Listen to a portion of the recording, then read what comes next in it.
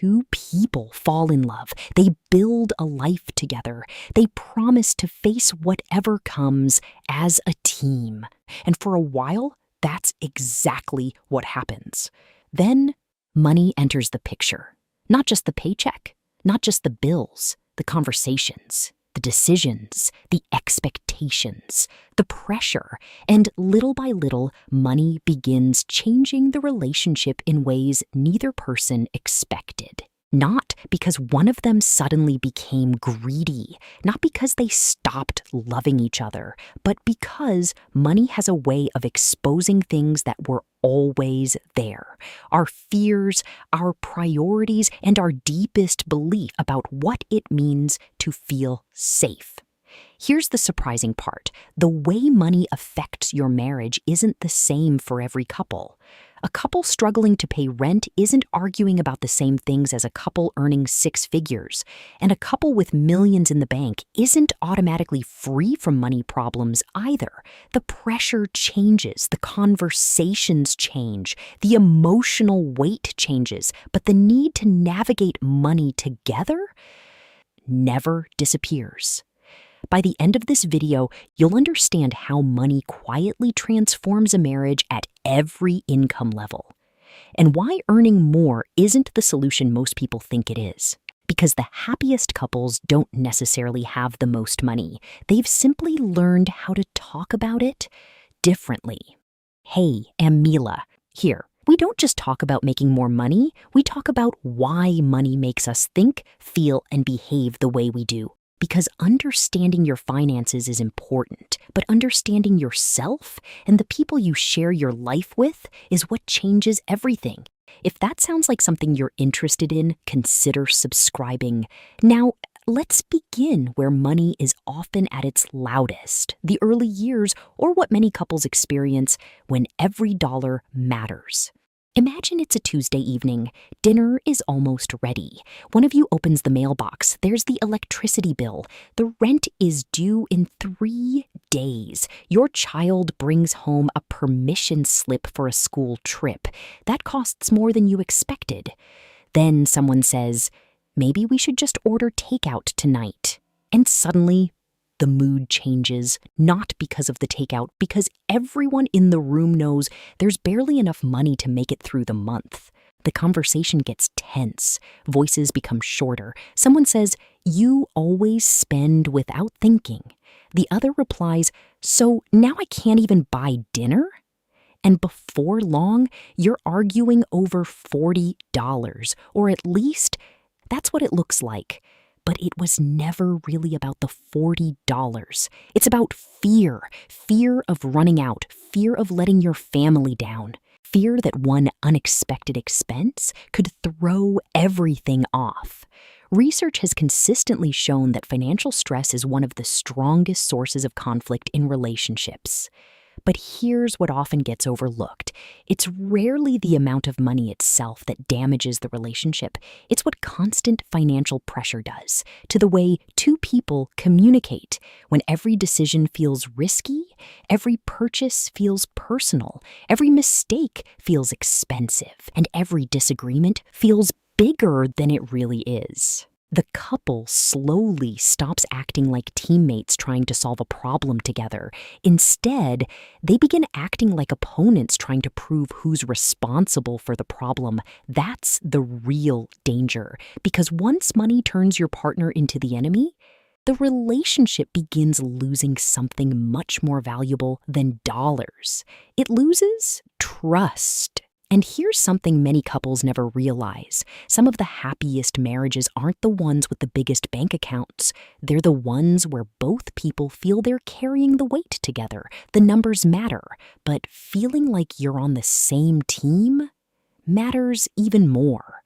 Now, here's where things get interesting. Most people believe that once a couple starts earning more, the arguments disappear. After all, if there's enough money to pay the bills, what could possibly be left to fight about? Quite a lot, actually, because somewhere between financial survival and financial comfort, money changes the question. It's no longer, can we afford this? It becomes, should we spend money on this at all? Welcome to middle income life. Maybe the household earns somewhere between $80,000 and $150,000 a year. There's more breathing room now. A car repair doesn't cause panic. The grocery bill doesn't ruin the month.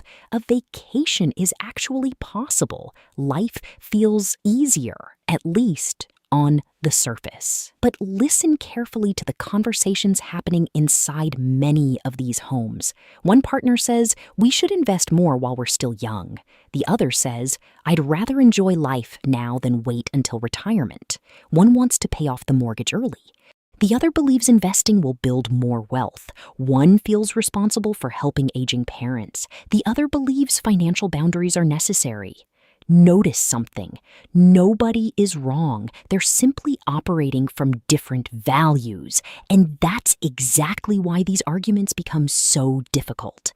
Budget problems have numbers. Value problems have emotions. There's no calculator that tells you whether experiences matter more than security, or whether generosity should come before wealth building, or whether buying a bigger house is success or unnecessary pressure. These aren't financial questions anymore, they're identity questions. Researchers have found that many middle-income couples report surprisingly high levels of financial disagreement, not because they're struggling to survive, but because they finally have choices, and choices reveal priorities. But there's another problem quietly creeping into many successful households: lifestyle inflation. It's so gradual. Most people never notice it's happening. You receive a raise, so you upgrade the apartment. A few years later, you upgrade the car, then the neighborhood, then the furniture, then the vacations. None of these decisions feels unreasonable on its own, but together, they quietly become your new normal. And suddenly, the couple earning twice as much doesn't feel twice as secure. They simply have bigger monthly obligations, bigger expectations, and bigger financial commitments. It's one of the strangest realities about money. The finish line keeps moving, the income grows, but so does the lifestyle, which means the feeling of finally having enough never quite arrives. And that's why two couples with completely different incomes can experience almost the exact same level of financial stress. The numbers are different, the emotions aren't. Which brings us to something that surprises almost everyone. The couples with the most money are not automatically the couples with the fewest money problems. In fact, the conversations simply become quieter, less obvious, and in some ways, more complicated. Imagine a household earning over $250,000 a year.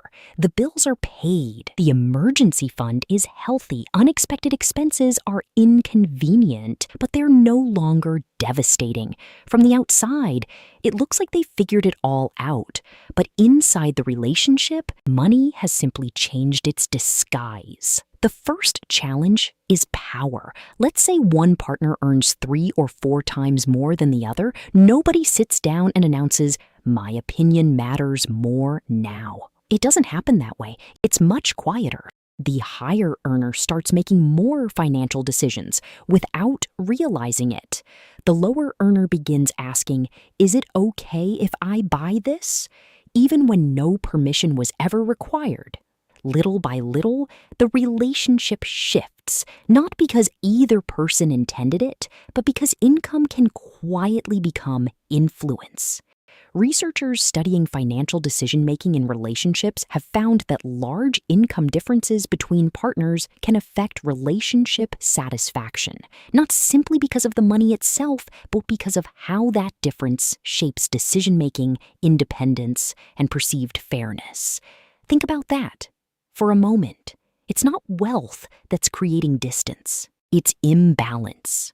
Because every healthy marriage depends on one simple feeling: we're equals. The moment one partner begins to feel like an employee or the other starts feeling like the manager, resentment quietly moves in, and resentment rarely announces itself. It builds through small moments.